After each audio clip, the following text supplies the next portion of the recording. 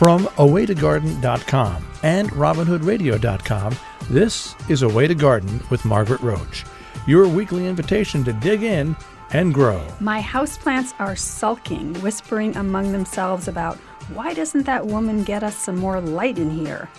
And then before I know it, seed starting season will begin with leeks and onions. But what's the right light to make those plants happiest indoors? More on all that in a moment, but first this message. Underwriting support from Timber Press, your go-to resource for books in gardening and nature. Whether you're a new gardener, a professional at the top of your field, or a reader interested in the wonders of the natural world, their books are there to help you grow. TimberPress.com. Leslie Halleck is author of Gardening Under Lights, the complete guide for indoor growers. Since her graduate research at Michigan State, where she explored greenhouse production, Leslie's become an expert in the subject of light, and that's our topic today. So welcome. So glad to have you on the program and help me figure this out finally, Leslie. Hi, Margaret. Hi. I'm so pleased to be with you. Yeah. Thanks for having me. So I just have to ask, when you visit someone's home and you see their house plants, can you immediately diagnose how much or little light of the right or wrong kind they're providing? I bet you can. Well, let's just say as a professional horticulturist, that's a sort of a disease, a problem I experience when I visit anyone's outdoor garden or indoor garden. I immediately start diagnosing issues. It's a little compulsive, and I always have to apologize for it, along with, picking weeds or picking, dead leaves off of other people's plants. It's a little bit of a problem. I know. I'm always weeding. Yeah. So if you are brave enough to invite me over to your house and you have plants in your house, it's probably where the conversation is going to steer. And so oftentimes, the biggest cause of houseplant and indoor edible growing frustrations is a simple lack of light. And it's very confusing for most home gardeners to grasp. Yeah. You have in your, I think some of the pictures in the book are from your house. Maybe not all of them, but I think some of them are. And you seem to have lighted plant situations of some very creative kinds. Just, before we kind of dig into what kind of light and how to figure it all out, give us some examples of some of the spots in your house that are lighted, for plants that are a little different. Sadly, as a horticulturist, I have an incredibly dark house, so it's unfortunate for me. However, that means I've had to get creative about a lot of different grow lighting options. And I grow in all different areas in my home and my garage. And I'm also very particular about my style. Right. And as you probably noticed, a lot of good quality, powerful grow lamps aren't necessarily aesthetically pleasing. You're not going to want to stick, a CMH, a ceramic metal halide lamp with a big metal hood in your living room for your citrus trees, right? Not right. A great thing. So I've really had to experiment using all different sorts of lights and fixtures and create and build some of my own to integrate them into my living spaces to look the way that I want them to. And then I keep the utilitarian things like the grow tents and the big grow racks and the big lamps out in my garage. I see. Which I call my plant lab. Yeah. But you have so I have all that. Like spotlights, and you have which grow tents, everything. And then inside my house, I have built wall pockets with recessed grow lighting, so you don't see the lamp itself, which is a nice way to keep herbs and small edibles and things near the kitchen, and then built nicer fixtures in other open areas of my home, and then have looked for nice-looking spot lamps that are grow lamps that I can use with my attractive big house plants or little plant vignettes, as I call them, that I like to create around the house. Yeah, it was very inspirational, and with the transcript of the show, we'll show some of those pictures, because some of them, like you said at the beginning, some of the fixtures you wouldn't want to live within your living room, but you were able to ferret out ones that I would, and I thought, now that could make a difference. Yeah. So very creative. Yeah. So, many of, I have to confess that my head starts spinning when either I read or I read on packages, or even in the book, about all the different kinds of lights and the sort of, not chemistry, but almost like chemistry of light, the formulas and how it all works, the colors and the intensities, and so I want to shut down. But I was able to find in your book like practical advice, and so I sort of want to get to some of that and share that with people. Many of us gardeners have heard about things like, a short day onion variety versus a long day onion in the catalogs, or, we hear that, poinsettias need a certain amount of darkness before they bloom, and it's like in the book you mentioned, like it's almost like plants have circadian rhythms or know how to tell time. Can you talk a little bit about that and sort of demystify that for us? Yeah, so what you're referring to are the physics of light, because technically that's what it is. It's physics. So I do include a little bit of that light science in the book because I feel like if you're interested in the topic, all of you people are smart enough to absorb a little bit of science, right? That's not going to hurt us. Right. But you can skip around. But I also say, you can skip around and piece out just the practical information I give you. So you certainly don't have to dig deep into that if you don't want to. But yes, if you think about how plants evolve in nature, right? There are very, very different climates where plants evolve.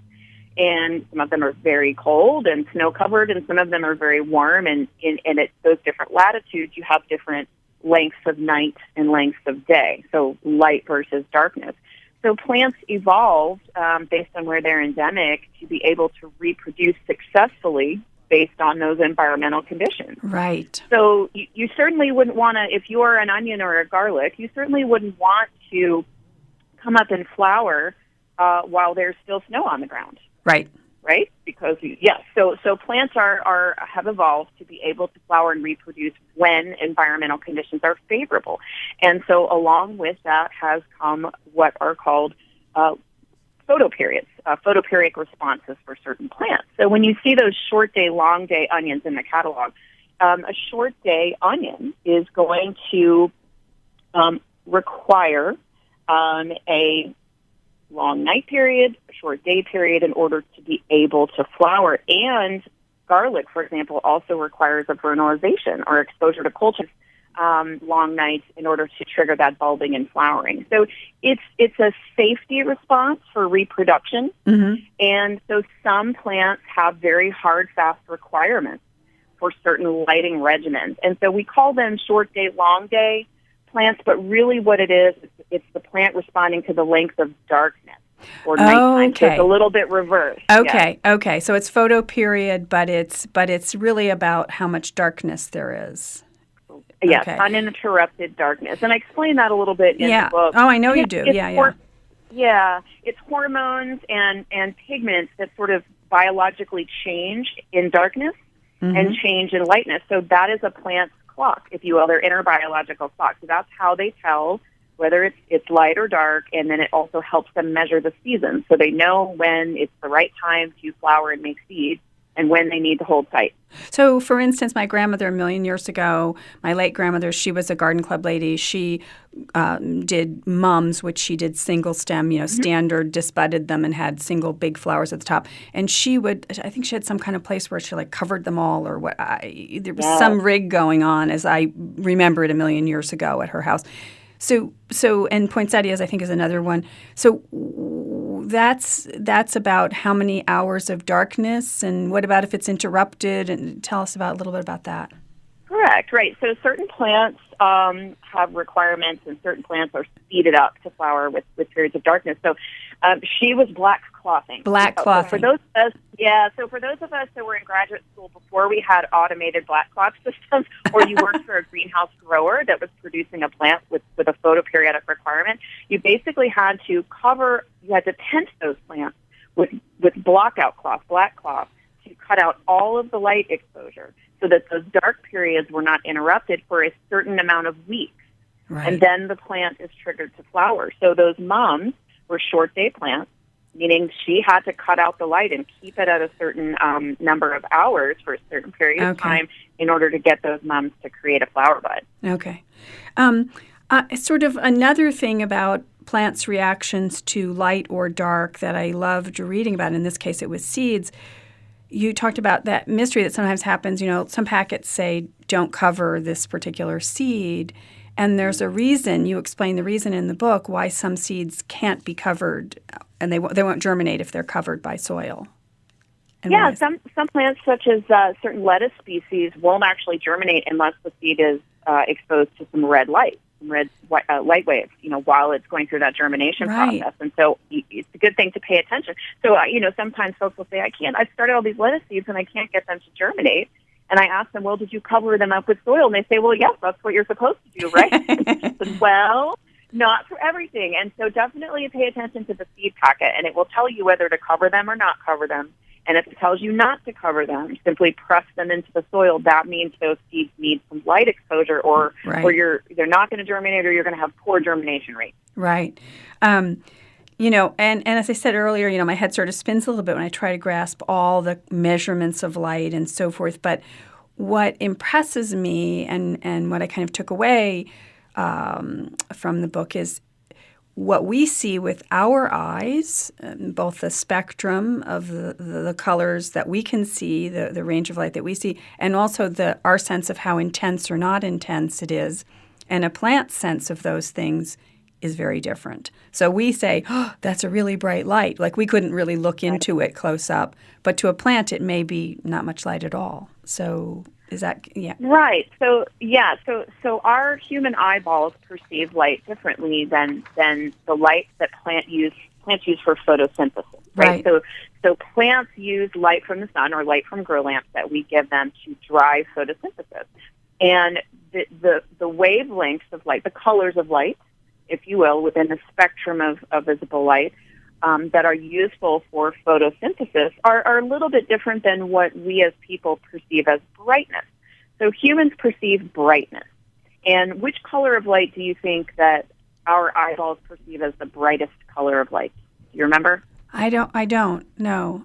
Green. Green. Okay. Right. Okay. Green light. And green light. So we perceive green light to be bright. However, in the spectrum of what we call PAR, photosynthetically active radiation, your botanical acronym for the day, green light is actually one of the least efficient colors of light for driving photosynthesis. Even though most plants are green. Yes. And so the plant does use green light for certain biological functions and a little bit for photosynthesis, but it's not efficient. It's not the most efficient light for photosynthesis. So what we perceive as a bright lamp might not be as useful to a plant. So simply looking at a grow lamp and saying, oh, well, that's really bright, that doesn't mean anything to your plant. What that lamp needs to do is put out the spectrum of light that's most efficient for photosynthesis in the volume that it needs required to drive enough photosynthesis. Mm-hmm. So it's not just about color of light, it's about amount of light. And the easiest way for me to explain this in layman's terms is to think of individual photons of light like raindrops that are coming down. I loved that analogy in the book. Yes, like raindrops. Uh-huh. Yeah, because again, we sort of incorrectly perceive it as a brightness factor, when in reality, the red and blue light spectrums are the most efficient for photosynthesis. And that's why you see all those LED grow lights out there that look pink. Yes. Because they're only blending red and blue light, or red and blue with maybe a couple of other colors. So that's not full spectrum light.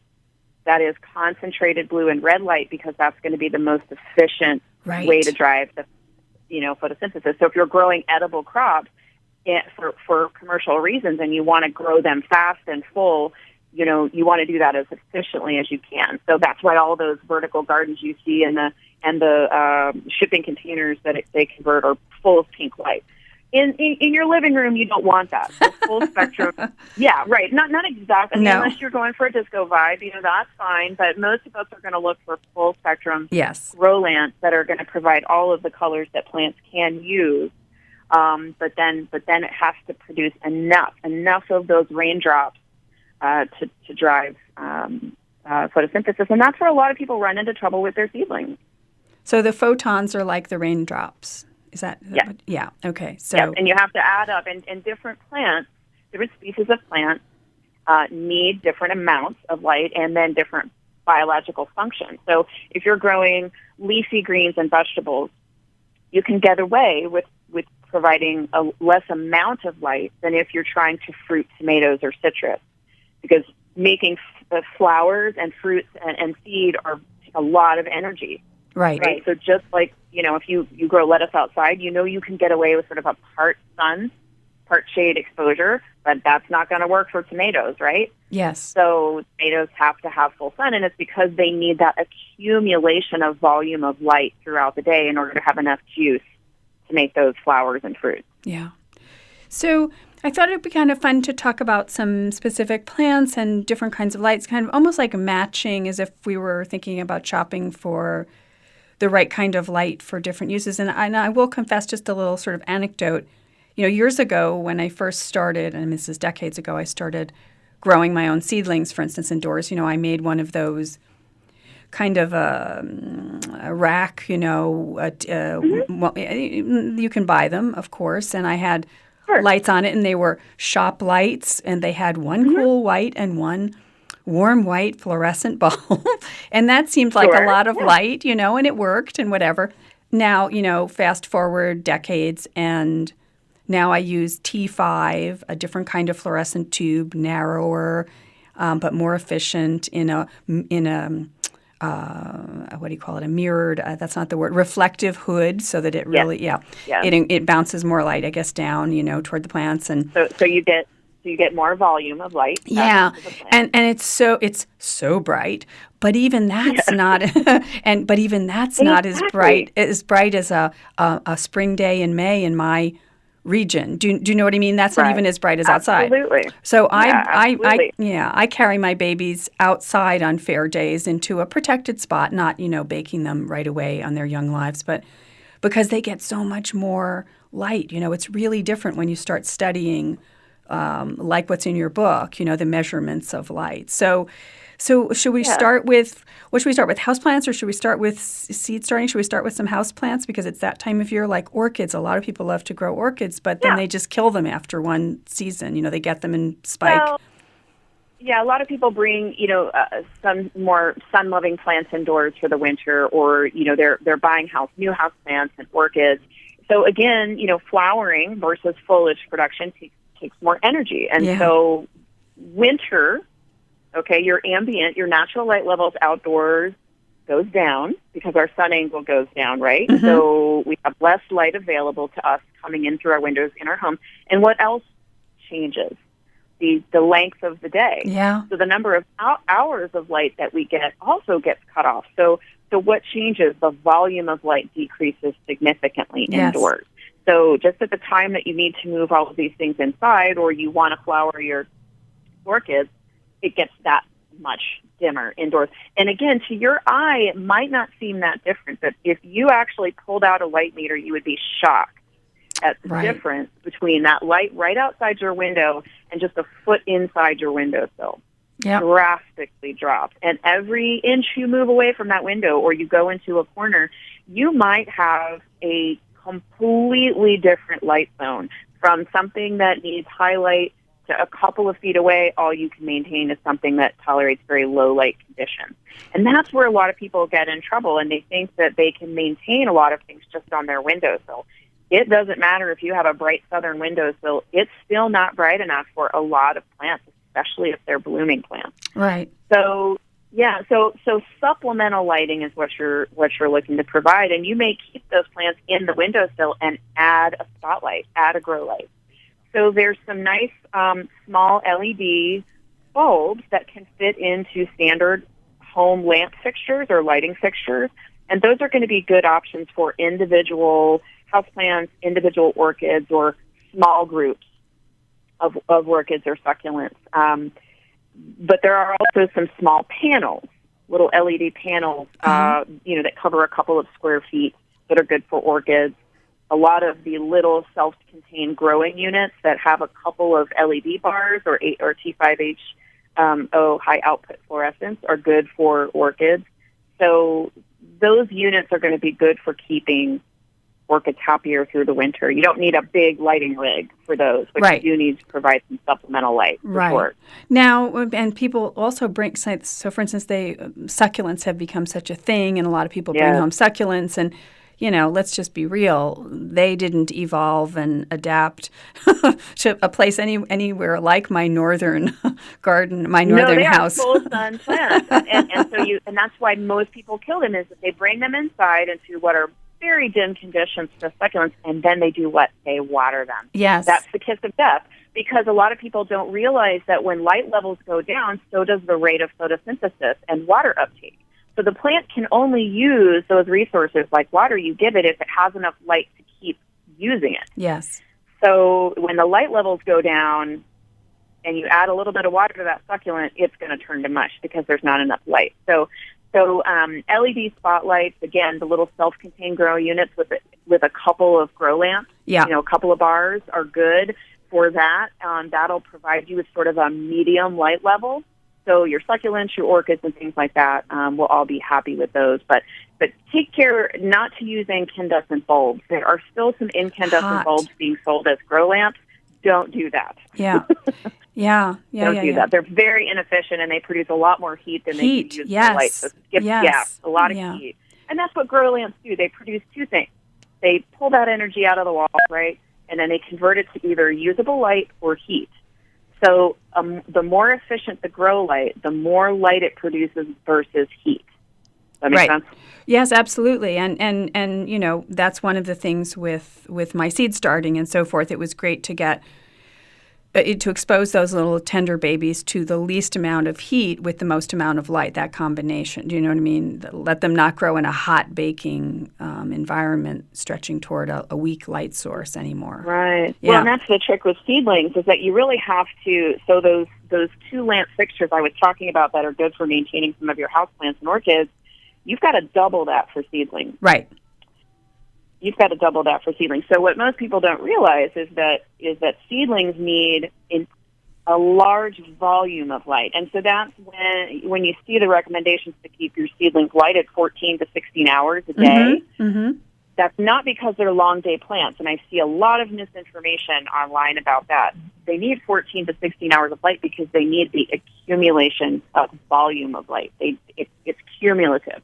So they've got to keep absorbing all of those light photons in order to have enough, to successfully germinate. And that means putting those lamps pretty close, 3 or 4 inches above your seedlings. Right. So the new retrofit LED T5 bars that go into your fluorescent fixtures are a great option for that. And I like to have 4 of those lamps over my trays of seedlings. Oh, so we can retrofit is it just for the high output T5 fixtures that can take those bars, those LED bars? Yes. Uh-huh. So if you have a standard HOT5 fluorescent lamp fixture that holds, 4 to 8 lamps, you can actually take out those fluorescent tubes, which, by the way, HOT5s are still a good, efficient option. Those are not obsolete yet. So if you're using those are still a good option for you. The LED retrofit bars have the same little fixture on them, and you pop them into that fixture just like you would a fluorescent. And it allows you to provide that bright light for your seedlings, but they generate a little less heat, so you don't have as much heat output right next to your seedlings. Yeah. We only have a minute or two left. I just wanted to say, are you optimistic about the sort of pricing on the LEDs continuing to come down and then become more in reach? Because I've hesitated. I've stuck with my T5s, like I said, with my reflective hood, because it just was crazy to, they work well, like you also said. You think are the LEDs starting to really come down in price, be more affordable? Yes. Yeah, so what you're paying for with LEDs is still some of that innovation. There's a lot of innovation going on with LED grow lamps right now, and the options are getting better and better. They did not start out being very good grow light options, but in the last they did not, and they were very expensive. Now, they just didn't put out enough light volume. And be careful, because there's a lot of really cheap, low-quality LEDs on the market coming out of China, and a lot of them will burn out quickly or just do not create as much light as they should. So you're still going to want to buy a good priced quality LED grow lamp in whatever configuration they come in. But I do think in the next couple of years, prices are going to continue to get better, and the light output is going to increase on LEDs. You're going to get a better value for what you spend with LEDs. Well, that is your professional evaluation prediction. And thank you. I love the book, Gardening Under Lights. I mean, there's so much to learn. I have to dig back in now that we've spoken before I go off shopping for anything new. And those spotlights for some of the possible living room plants really appealed to me. So thank you for that, too. It's good to talk to you, Leslie. Thank you. Yes, thanks for having me. I really appreciate it.